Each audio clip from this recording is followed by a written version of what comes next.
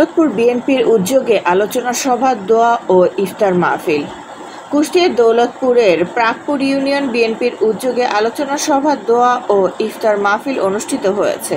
মঙ্গলবার জয়পুর মাধ্যমিক বিদ্যালয়ের প্রাঙ্গণে বিএনপির আয়োজনে আলোচনা সভা, ইফতার ও দোয়া মাহফিল অনুষ্ঠিত হয়। দৌলতপুর উপজেলার প্রাকপুর ইউনিয়ন বিএনপির আহ্বায়ক আসাদুজ্জামান সোনার সভাপতিত্বে উক্ত অনুষ্ঠানে প্রধান অতিথি হিসেবে উপস্থিত ছিলেন উপজেলা বিএনপির আহ্বায়ক ও সাবেক সংসদ সদস্য রেজা আহমেদ বাচ্চু মোল্লা। বিশেষ অতিথি ছিলেন উপজেলা বিএনপি সিনিয়র যুগ্ম আহ্বায়ক আলহাজ বিল্লাল হোসেন ও উপজেলা জিয়াউর রহমান সমাজ কল্যাণ পরিষদ আহ্বায়ক শাহাবুল ইসলাম এবং যুগ্ম আহ্বায়ক কুষ্টিয়া জেলা শাখা এবং জিয়াউর রহমান সমাজ কল্যাণ পরিষদ সদস্য সচিব দৌলতপুর উপজেলা শাখা ওয়াহিদুল ইসলাম নেন্টু মোল্লা সহ উপজেলা বিএনপির বিভিন্ন পর্যায়ের নেতাকর্মীরা উপস্থিত ছিলেন। বিস্তারিত দেখুন এম এ শাহিন হোসেনের প্রতিবেদনে। মধ্য জায়গা যেখান থেকে এবং থানা বিএনপির রেজা আহমদ বাচ্চু মোল্লা বক্তব্য আর এই স্বাগত বক্তব্য মুখ বন্ধ করে আপনাদের কার্যক্রম করান, আর একটি ষড়যন্ত্র করার।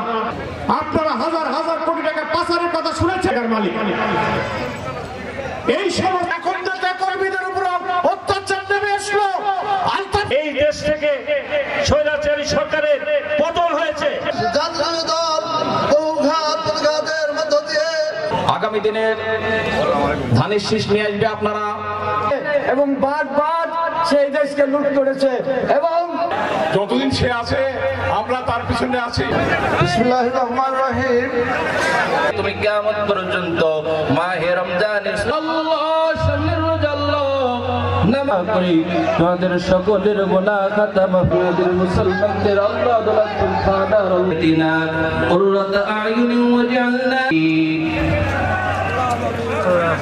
আজকে প্রাকপুর ইউনিয়ন বিএনপির আয়োজিত ইফতার ও দোয়া মাহফিল অনুষ্ঠানে আমরা একটা কথা শুধু বলবো, এই বিএনপি যখন এই ফ্যাসিস্ট হাসিনার আমলে ভোট বর্জন করার পরের থেকে আন্দোলনের সূচনা হয়েছিল এবং সেই সূচনা থেকে 5ই আগস্টের জন্ম হয়েছে এবং তারই ধারাবাহিকতায় আজকে আমরা সকলে একসাথে মিলে ইফতার মাহফিল করতে পারলাম খোলা আকাশের নিচে।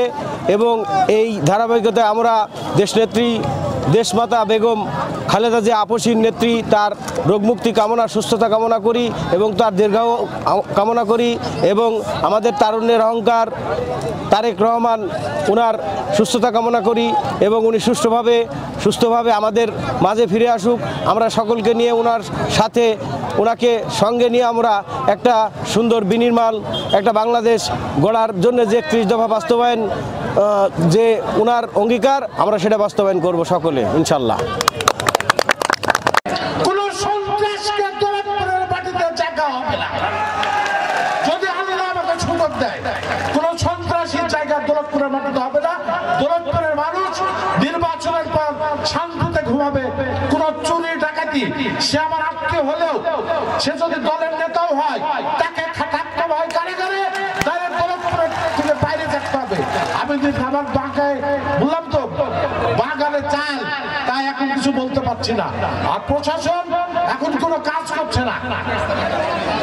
বর্তমান সরকার সাথে দেশি বিদেশি একটি চক্র ষড়যন্ত্র করছে যাতে আপনারা ক্ষমতায় না আসতে পারেন। তারা তাড়াতাড়ি নির্বাচন দিতে চায় না।